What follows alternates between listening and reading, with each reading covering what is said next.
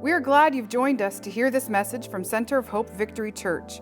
We have a vision to release the spirit of revival and to raise up and equip Holy Spirit-led believers to do the work of the ministry. We hope you enjoy the following message. How many people could use more peace in their life? All right. What does that mean? I mean, what is peace? You say we want peace, and everybody's got their own idea of what peace is, but again, if you look around the world, like I'm not really into watching political stuff, and you can't help but see it because it's everywhere. But I don't like getting involved, but just watching stuff on TV and on YouTube and stuff and read the newspaper, I think, oh, I need peace. And sometimes it's easy to get and sometimes not so much. But in John 14:27, Jesus is talking to the disciples, and he says, "Peace I leave with you, my peace I give to you. Not as the world giveth, give I to you. Let not your heart be troubled, neither let it be afraid." So where do we get peace? Jesus gives us peace. No matter where we are, what we're doing, if we need peace, look to Jesus, we get peace. And it's interesting, I love looking at meanings of words. If you look at the word they use for peace there, in Greek it's eirene. Guess what it means? Peace. That's it, peace. Now, if you go to we like to make definitions for words because it helps to understand what it is. The three definitions I've heard for peace, I don't know what definition, sayings that describe what peace is. One of them was, peace is being in the will of God. Well, I can understand that. If you got peace, you'll be in the will of God. Another one I heard was, peace is laying flat on your back, not being afraid of falling. Well, that makes, it makes sense. And the third one is, peace is nothing missing, nothing broken. They all kind of give you the idea, but the problem with, my problem with definitions is, they put the word in a box. Once you've got a definition, that's what it is. It's nothing else. That's what it is. Now, you got to remember, Jesus was Hebrew, Jewish. His disciples were Hebrew, Jewish. So probably he could speak Hebrew, and the people understood Hebrew. So now, again, people say, now, did he talk Aramaic or Hebrew? I really don't know. But I think that when he says peace, he's using the word shalom, which is one of the most common words for peace in the Old Testament. We'll get that in a minute. But so we obviously say shalom means peace. But there's a big difference between shalom and peace. Now, I got this from a rabbi's thing, so he understood shalom better. So we may not agree with his idea of shalom, but anyway. He said, peace you can dictate. Shalom is always a mutual agreement. Now, I thought about that. It makes sense, but I've never looked at peace as being something you mandate, that you dictate to people. But most times it is. They sit down for peace talks. They decide this is what it's going to be. It's dictated, whereas shalom is more, let's talk about it, figure it out, we'll both agree, and that's it. Peace is a temporary pact. Shalom should be considered permanent. How many have permanent peace in their life? Oh, wait a minute, I can't put my hand up for that one. We want permanent peace, but again, these peace is more like a peace treaty, like peace being the lack of war. You can make a peace treaty, but shalom is a condition of peace. Peace can be negative, the absence of a war. Shalom is always positive, the presence of serenity. Peace can be partial, well, shalom is always complete. Now, again, that was from a rabbi mostly talking about war, but the idea that peace and shalom aren't necessarily the same things. Peace is not a feeling. That's our problem. I feel peace. Well, guess what? Feelings change. I can be happy, I can be sad, I can be angry, I can be peaceful, and if you look upon peace as a feeling, it can go anytime. I mean, let's face it, you can be happy as anything 1 minute. Your child does something and you're not happy anymore. You're angry. Your feelings can change on a whim. So if you look upon peace as a feeling, it can change on a whim. You can be peaceful watching TV, and then you see some news thing, and oh my goodness, what's going to happen? So, for me, I can't look upon peace as a feeling, because feelings change. Peace should be considered a thing. Like, I'm holding it. You're not going to take it away from me. My fingers are locked on this. You're not taking it away from me. So if you look upon, no, I messed my notes up. If you look upon peace as a thing that you can hold on to, that means if peace is leaving you, you can hold on tighter. Whereas if it's a feeling, you can be happy and something sad comes on, you say, no, I'm going to be happy. No, I'm not. You can try as hard as you want. Your feelings are going to change. But if you've got that gripped in that death grip lock, it's not going to go. No matter what happens, it cannot be taken away from you.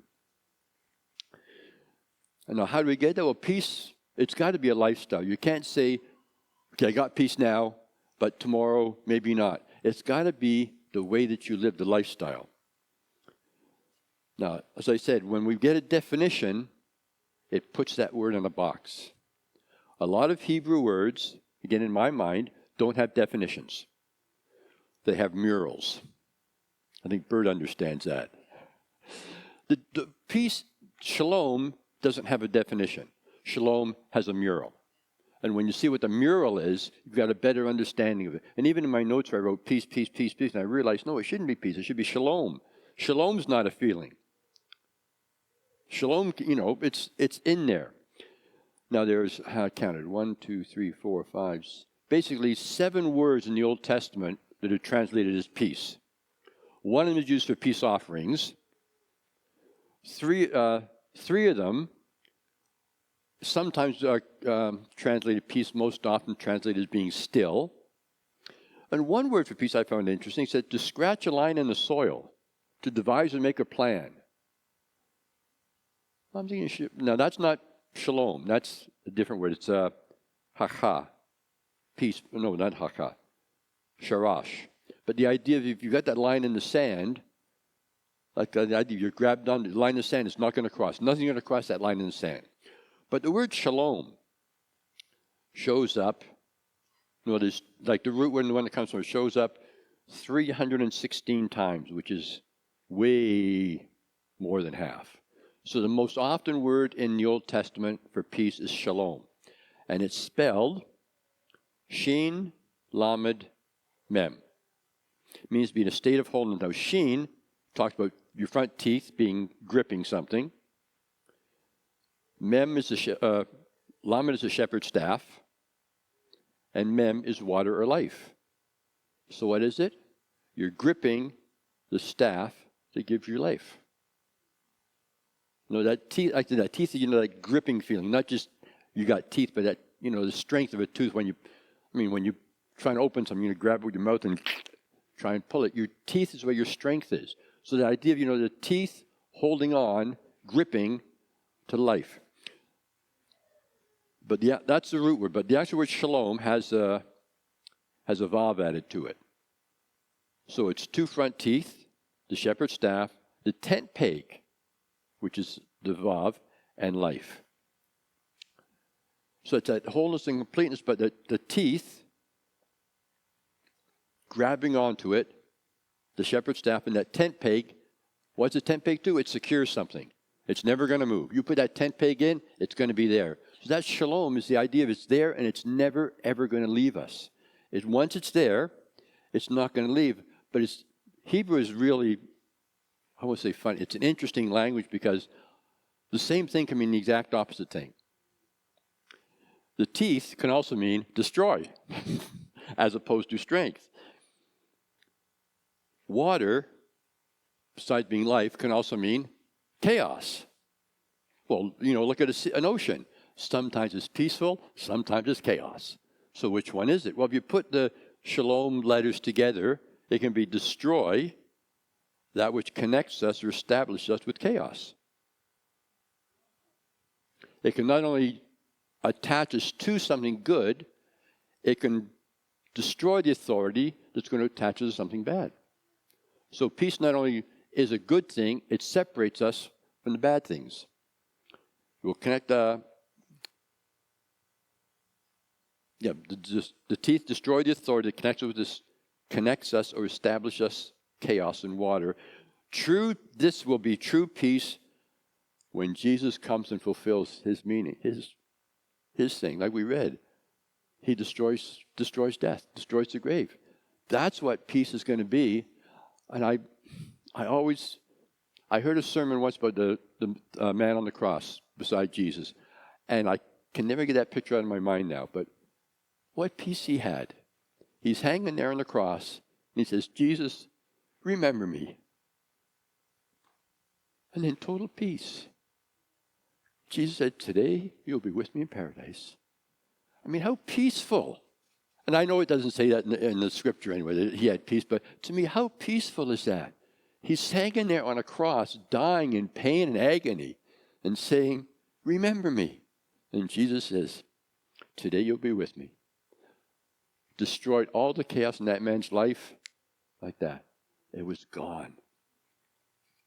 Now, because mem can mean both water, life, and chaos. But again, if you go through the letters, again, they don't define the word, but they give you an idea of what's involved in the word. Like I said, the first letter, Sheen, talks about strength. Well, shalom isn't strength, but there is strength in shalom.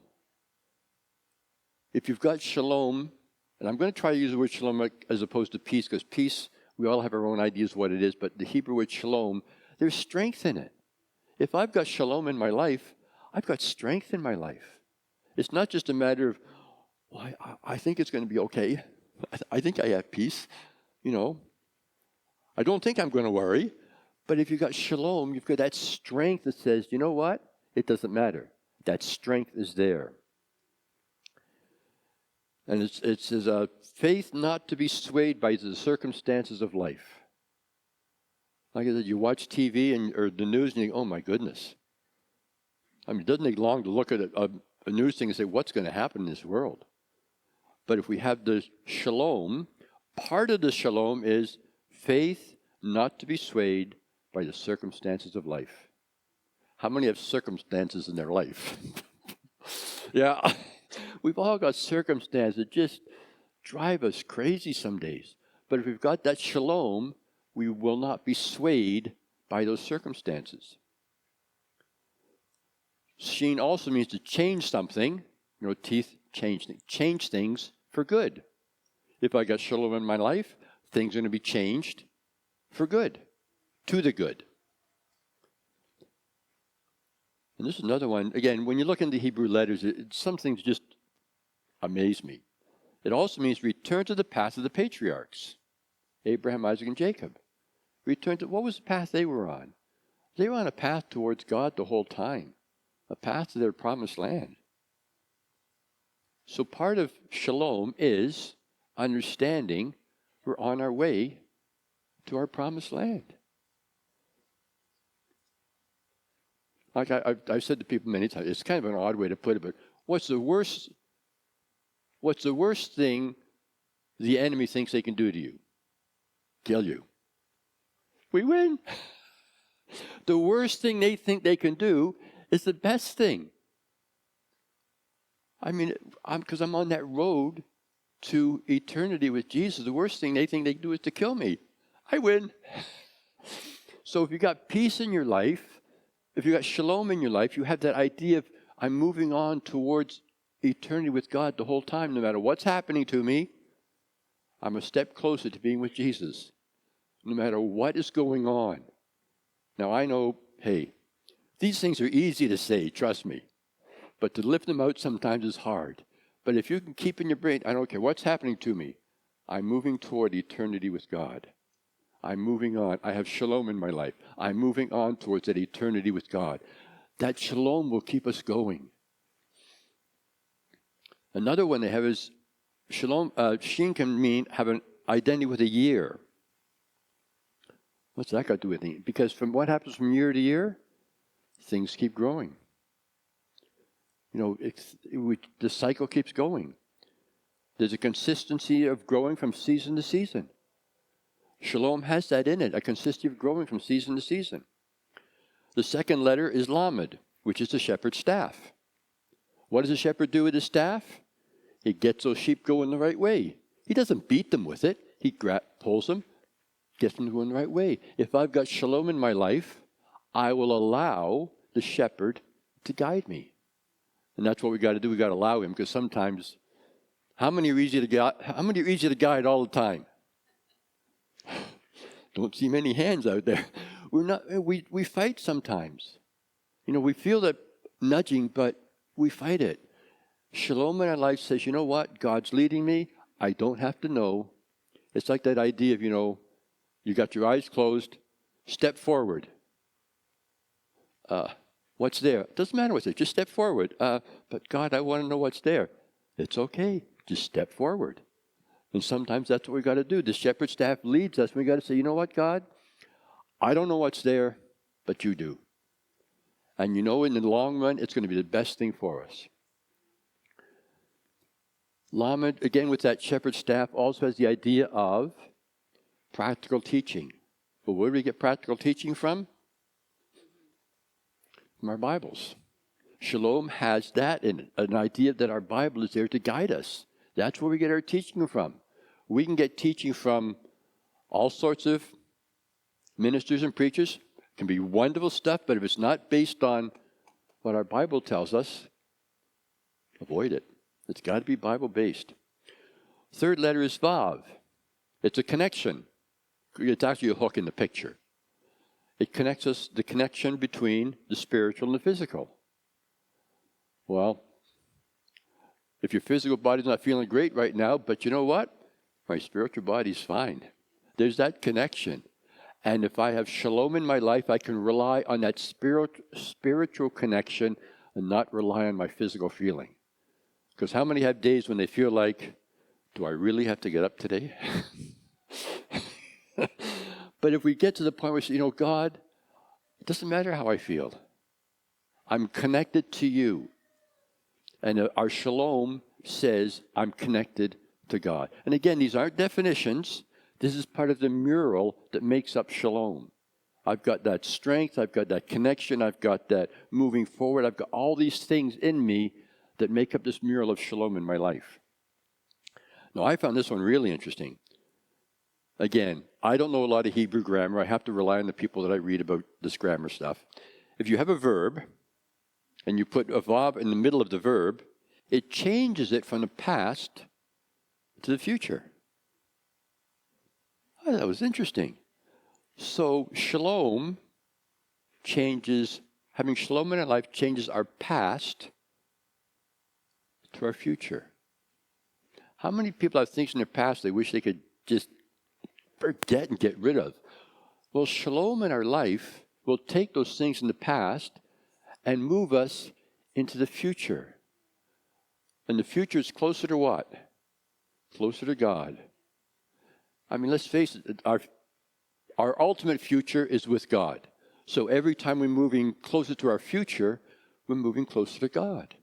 So shalom in our life takes that stuff from our past and moves us into the future because of the vav in that letter shalom.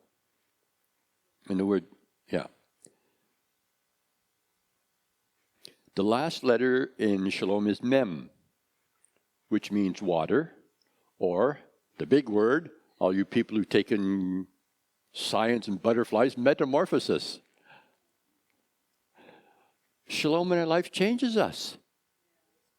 It changes us from what we used to be to what God wants us to be. It's a wonderful, I know I love the word metamorphosis because when I taught grade 4, that was, butterflies was part of the grade 4 curriculum. Metamorphosis was, you get this caterpillar, goes in, it comes out a butterfly. How does that happen? We don't know. It just happens. And look at it, look at me. I can look at myself and say, God, I know I'm changing. How's that going to happen? I don't know, but it's going to happen. I've never read anything where they can explain how a caterpillar can wrap itself up, take itself apart, put itself together, and come out a butterfly. But I don't have to understand it. I just have to know what happens. Shalom in my life says I don't have to understand what's going on in my life. All I have to know is God's changing it. I don't have to understand what it is. How many understand everything that goes on in their life? How many understand anything that goes on in their life? I mean, it's one of those things that I don't know what's going on, but I have to say, you know what, God? You're changing me. That shalom in my life, the change is part of that shalom. Now, Jewish tradition is Torah, their Bible, is water. And Jesus is the living water. So, shalom in our life, that idea of water, is Jesus' water in us. He's the living Torah in us. Jesus, with shalom, is living in us. I mean, we know he's living in us anyway. But that idea of the shalom, he's living in us. Also, entering the water symbolizes rebirth in the Jewish tradition. So shalom has that idea of being reborn into something that we weren't before. And I know we're born again when we're saved, but the idea of something goes on in our life, and not that you're totally reborn, but again, that idea of change. Something in life's going to change, something in life is going to be reborn again. So now we're moving on to be closer to God. So all those things kind of make a mural, in my mind, of what shalom is. That's why it's not nice to have definitions, so we've got it in our mind, okay, I know what peace is or shalom is. But when you've got that mural of all those things that are involved in shalom, to me, it's reassuring to know that I've got strength, I'm attached to God, I've got all these things going on in my life when I have shalom. All I got to do now is learn how to grab on so nobody can take it away. That's the hard part. It is a thing that we can hold on to. Now, that's one way we can figure out what shalom is. But we can also look at the ways it's used in the Bible to figure out what it is. Because it's not always used the same way. Now, this is why I love the Psalms, because in the Psalms there's something called parallelism, where they give you one sentence or half a sentence, and the second half kind of reflects the first half. And one of those is Psalm 85:10. It says, mercy and truth are met together, righteousness and shalom have kissed each other, or fastened to each other. So mercy is even with righteousness. Truth is paired with shalom. If you've got shalom in your life, there's a truth in you. Knowing what the truth of God is in you when you have shalom in your life. So again, it's another way of figuring out not what these words mean, but how these words affect us. And I found it interesting that the King James said there, mercy and righteousness and peace have kissed each other, means they're fastened to each other. Peace is equated with truth. Shalom is truth. It's not an idea. It's not something that's out there. It's not, I think it's truth. Shalom is truth. Can truth change? No, if it's true, it's true. We may think it's not. We may think something else is true, but truth cannot change. Shalom cannot change. It's there. Shalom is shalom. It's in our life. It's there. We can't change, or it can't change. Psalm 34:14 says, depart from evil and do good. Seek peace and pursue it. Seek shalom. Depart from evil and do good is the first half. Seek peace and pursue it. So the idea there, departing from evil is seeking shalom. Now, sometimes we lose shalom in our lives because I would not say doing evil, but doing things maybe God doesn't want us to do. It's an easy way to lose shalom in your life, do things God doesn't want you to do. Very easy way to lose shalom in your life. Okay, so shalom is equated with good, and as a part form or opposite of evil. Shalom is the opposite of evil. If shalom is in our life, it's good. Everything that's good is in shalom. Everything. Like we said earlier, Jesus is the living water. Jesus is part of shalom. Jesus in our life is part of shalom. Truth in our life is part of shalom. All these things go together to add shalom in our life. I want to say peace every time, but I'm trying to force myself to say shalom because I'm trying to get myself to believe too that they're different. Peace is an English word we have which fits in a box. Like I said, shalom is this mural that has so many aspects to it. we've got all the aspects, we can get true shalom in our lives. Psalm 29:11 says, the Lord will give strength unto his people. The Lord will bless his people with shalom. So what's shalom paired with there? Strength. I have strength. How many wake up, well, I think I said before, we wake up a day thinking, I can't get through this day. Oh, it happens. If we have shalom, we have strength. I can do this. How many know that's easy to say? How many know it's not always easy to do? But if I've got shalom in my life, true shalom, I can say, you know what? I can do this. I know it's going to be hard, but I can do this because I have shalom in my life and I'm holding on to it and nobody's taking it from me. I've got it. It's not leaving. I can do this. That's hard to do some days. But if we have shalom in our lives, we can say, you know what? I can do this. I have the strength of shalom in me. And again, shalom is that huge word, huge mural. Strength is one little part of it, and I have the strength, so that's going to help me. Ecclesiastes 3:8, a time for love and a time for hate, a time for war, a time for shalom. The opposite of it is peace. The opposite of war is shalom.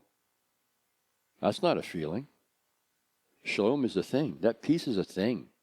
It's the opposite of war.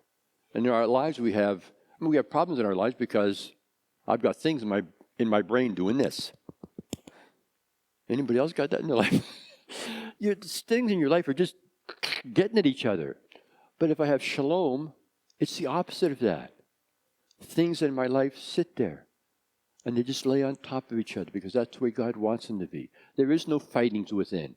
What's that old hymn? Fightings within, fears without. Yeah. We have those fightings within us. With shalom, those fightings within us don't exist. They shouldn't. We still have to fight them, but we have the strength to fight them.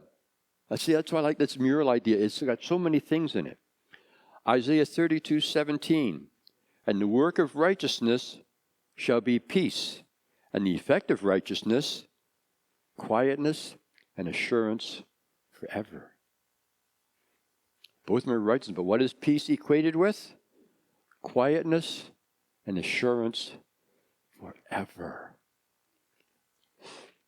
We want assurance for tomorrow some days, peace and assurance, but shalom is peace and assurance forever. It's like to back that guy on the cross. His life was not peaceful. He had no peace in his life at all. And all of a sudden, he had peace and assurance forever. Forever is a long time. And that's where shalom takes us, to that peace forever. Things can be going crazy in your life some days, but shalom can assure us, you know what? I see the craziness, but I have the strength.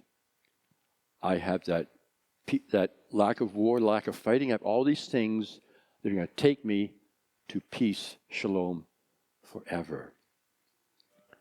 Isaiah 45:7. No, I'm going to read the King James Version and explain to you why it's wrong. Good thing Sharon's not here. It's King James says, I form light and create darkness. I make peace and I create evil. I think most translations don't say evil anymore. They say calamity. But the idea there, I form light and create darkness, make shalom and create calamity. Darkness and calamity are paired together. Light and peace are together. Light. Shalom gives us light in our life. What's the first thing you do when Jen doesn't, but I do. What's the first thing you do when you get up in the morning? Turn the light on. Jen won't, but I do. But the idea, we want light in our lives. You don't want to be banging around in a dark room all day. You want a light to see where you're going. Shalom gives us that light. He forms light, creates darkness, makes shalom, and creates calamity. He forms shalom in our life. I can try and do 100 things, and I'm not going to get pure shalom in my life. I have to look to God to give me shalom in my life. I'm not going to be able to make it. I can take everything I want and put it together. I'm not going to have true, I might have a certain amount of peacefulness, but I'm not going to have true shalom until I turn to God and say, God, help me. I need shalom. And he will give it to us. Sometimes not as fast as I want it sometimes, I think, but he will give it to us, not to worry. Isaiah 55:12. You shall go out with joy and be led forth with peace. Shalom is joy. There's a joy in shalom. I mean, when people think they're peaceful is when they have joy. I mean, you're joyful. You have shalom. Things are going to be good. Things may look bad, but I've got all these other things. Like that's why I like that idea of all the pieces and definitions, all these things together. I've got joy because I've got the strength. I've got Jesus. I've got all these things. I've got the hook to God. I've got this changing the past into the future. All these things I've got with shalom. So I have joy. I can have joy in the worst situations. Having said that, we say these things and we believe them, but sometimes it's hard to step into them. That doesn't mean it can't be done.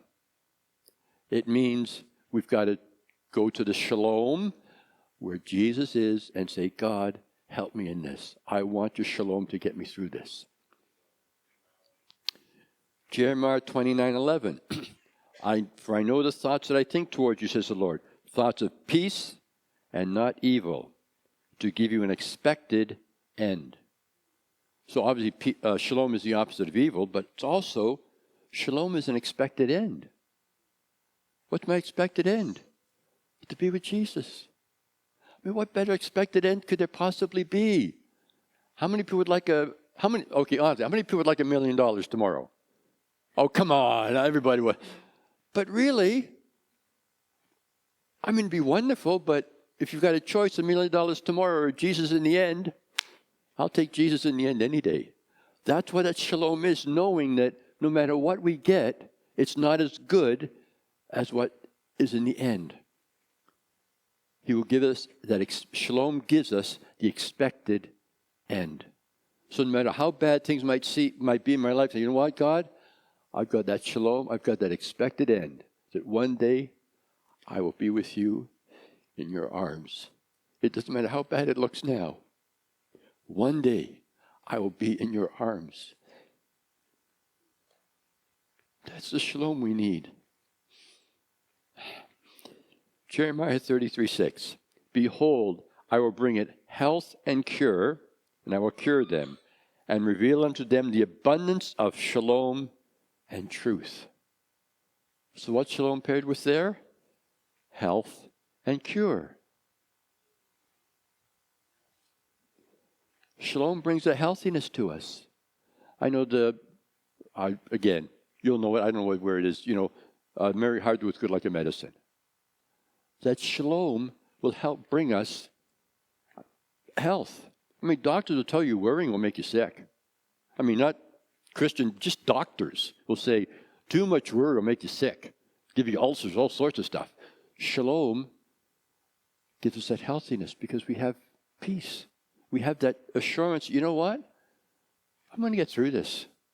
We're going to make it. Ezekiel 32:7. Moreover, I'll make a covenant of shalom with them. It shall be an everlasting covenant. Shalom isn't temporary. Shalom is permanent, everlasting. And I will place them and multiply them, and will set my sanctuary in the midst of them forevermore. Shalom is peace. Shalom forevermore. I can't think of a more wonderful way to think about it. So all these things go together to show us what shalom is and how we can expect to get through life. Shalom is a wonderful thing. But again, it's not that little definition. Again, all those definitions I gave you at the beginning, I would say are true. Shalom is being in the will of God. Yeah. Shalom is laying on your back and not being afraid of falling. Yeah.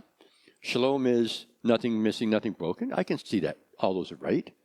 But when you get the whole picture of all these things that shalom is involved in shalom, it makes us so much more able to grasp, to me, able to grasp onto what it is and able to hold on to it, because I know it's my strength. Shalom is my strength. Shalom is my future. Shalom is my change for good. Shalom is that consistency from season to season. My shalom is that love. My shalom is that spiritual and physical well-being. Shalom is the past going into the future and all these things that equated with light and all these other things. It's all those things. It's not just a feeling. We can feel peace, but peace can leave. We don't feel shalom. We have shalom. It's not a feeling. It's a possession. And again, if it's a possession, I've got to take it. I can have shalom over there in the chair. It's not going to do me any good. Shalom is something I have to take hold of and say, it's mine. Nobody is taking it from me. You just try. You're not going to get very far. True shalom will come when Jesus is totally in our life. Now, I know Jesus is in our life. How many have a little corner of their life somewhere? Don't have to put your hands up. How many have a little corner of your life somewhere where you know Jesus isn't quite there yet? You're hoping, you're working on it, but he's not quite there yet. Pure shalom is when Jesus has everything. I mean, what did Jesus fear?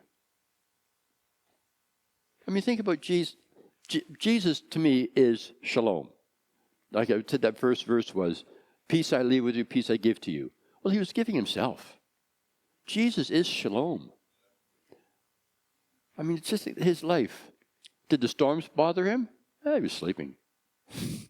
Did touching lepers bother him? Nah, they came to him. Did touching dead people bother him? Nah, he's dead. What's the big deal? Like, that Jesus is our shalom. Every time we've got anything not going right, turn to Jesus and say, God, I need your shalom. I need it now. But more than saying, God, I need it now, saying, God, I have your shalom. Help me to make it rule in everything I've got. Because again, I can possess it, but I can possess it here, or I can possess it here. There's a difference in the possession of it. I can possess it and leave it at home. I can possess it or grip it with a death grip that nobody's getting that out of my hands. Okay. So, if anybody needs shalom, look to Jesus. We hope you enjoyed this message. For more information about Center of Hope Victory Church, please visit centerofhopevictory.com.